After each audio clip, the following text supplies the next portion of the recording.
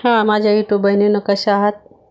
तर चला, आज मी पुन्हा तुमच्या भेटीला आलेले खिम्याची रेसिपी घेऊन. तर आज आपण बनवणार आहोत खिमा आणि मेथीची भाजी. तर त्यासाठी बघा, 1 किलो मी खिमा घेतलेला आहे. स्वच्छ 3 पाण्यात मीठ टाकून स्वच्छ धुतलेला आहे. त्यासाठी 2 चिरलेले कांदे, 2 चिरलेले टमाटे, कोथिंबीर आणि 1 लसणाची कांडी, मीठ, हळद. तर चला, हे आपण आता काय करूया, खिमा टाकू शिजवायला.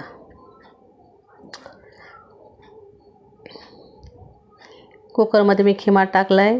कांदा, टमाटा, कोथिंबीर टाकलं, 1 लसणाची कांडी टाकली, 2 चमचे मी मीठ टाकले, 1 चमचे हळद टाकलेली, 1 लसणाची कांडी टाकलेली, यासाठी की लसणाचा वास आपला पूर्ण खिम्याला लागतो, खिमा चवदार होतो आणि खिमा शिजताना कुठल्याही प्रकारे कोणताही वास त्याचा बाहेर दुसरा येत नाही, तर सुगंधी वास येतो. तर त्यासाठी आज बेत आहे मेथीची भाजी आणि खिमा. त्यासोबत आज आपण बनवणार आहोत ज्वारीची भाकरी. तर चला, आता आपला खिमा शिजतोय. त्यासाठी बघा, मी मसाला काय घेतला आहे: खोबरं, दालचिनी, लवंग, मिरा, चक्री फूल अर्ध, काळी विलायची 1, धने आणि लवंग, मिरे, अद्रक, लसूण, कांदा आणि काळी विलायची, दगडफूल. हा पूर्ण कच्चा मसाला मी मिक्सरमध्ये करून घेणार आहे. तर आता आपण बघूया, आपले 2-3 शिट्ट्या झालेल्या कुकरच्या. आपला खिमा कसा शिजला आहे. खिमा जास्त शिजवून घ्यायचा नाही आपल्याला, जास्त गाळ पण शिजवायचा नाही. बरोबरच आपण त्या खिम्याला शिजवून घेणार आहोत. तर हे बघा, किती सुंदरसा वास त्या खिम्याचा यायला लागला आहे. आपण त्याचे लसण टाकलं, लसणचा पूर्ण आर्क खिम्यामध्ये आपल्या उतरलेला आहे. लसणामुळे खिमा चवदार होतो, शिजतो पण लवकर. तर अशा प्रकारे आपला खिमा शिजून तयार आहे. सुगंध इतका सुंदर सुटला आहे. हे बघा, आपला खिमा किती छान दिसतो शिजल्यावर पण. ते बघा, आपला खिमा मसाला तयार आहे. आपण कच्चं वाटून घेतलेलं आहे मिक्सरमध्ये. त्यासाठी आता आपण फोडणी तयार करणार आहोत. पातेल्यात तेल मी गरम करायला ठेवलेलं आहे. 1 पळीभरच तेल मी घेतलं आहे. जास्त तेलकट भाजी मी करणार नाही. तर त्यासाठी मी घरी वाटलेलं मिरची पावडर टाकते 2 चमचे.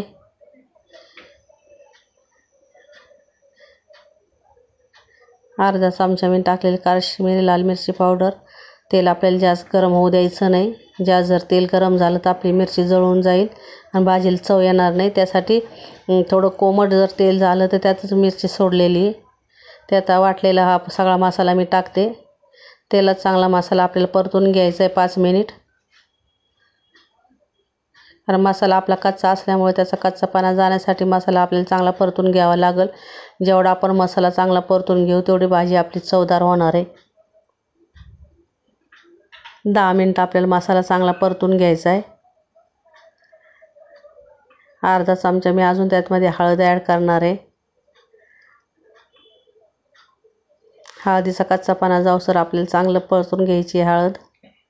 10 मिनिटासाठी मी झाकण लावून मसाला चांगला शिजू देणार आहे. जसा मसाला शिजन तसं मसाल्याला तेल सुटणार आहे. बघा, आता मसाल्याला इतकं छान तेल सुटलेलं आहे, म्हणजे आपला मसाला चांगला परतून झालेला आहे. मसाल्याला तर यायला सुरुवात झालेली. मसाल्याला पहा किती सुंदर तेल सुटलेलं आहे.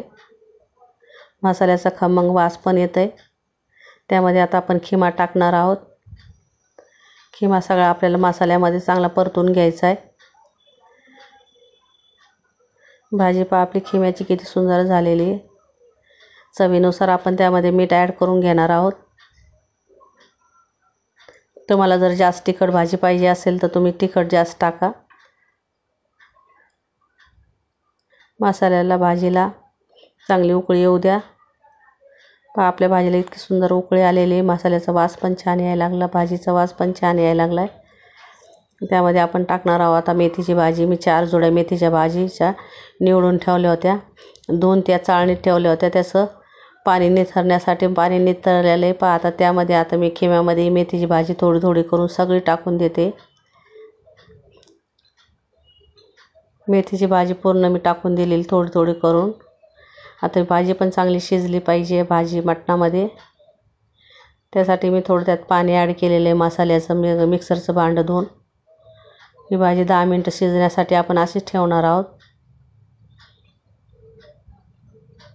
आपले 10 मिनटं झालेली भाजीला किती छान उकळी आलेली. भाजी पण आपली चांगली शिजलेली. आज आपला बेत आहे खिम्याची भाजी, खिमा आणि मेथी, ज्वारीची भाकर आणि फोडणीचा भात आज आपण बनवणार आहोत. पहा आता फोडणीचा भात बनवण्यासाठी अर्धा चमचाच मी तेल वापरलेलं आहे. 2-3 तेजपात त्यामध्ये टाकलेले. एक उभा चिरलेला कांदा आपल्याला जास्त लाल करून घ्यायचा नाही.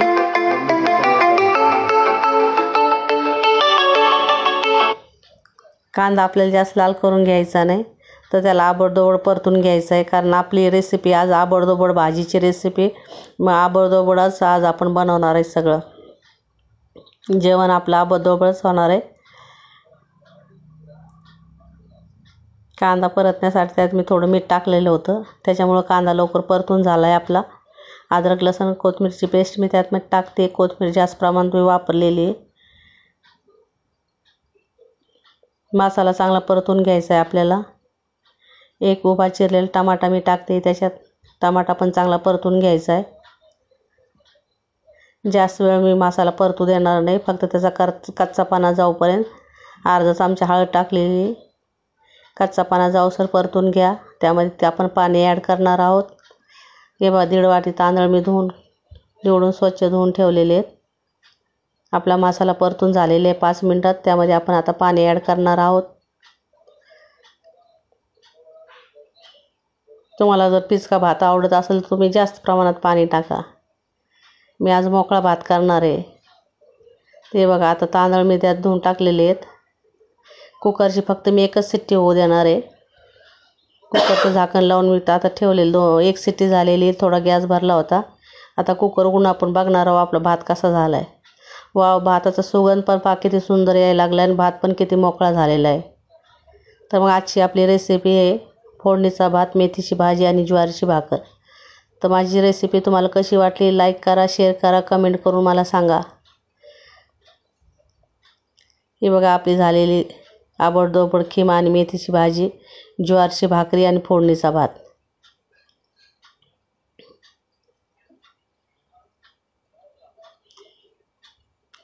तर चला वाट कसली बघता या जेवायला.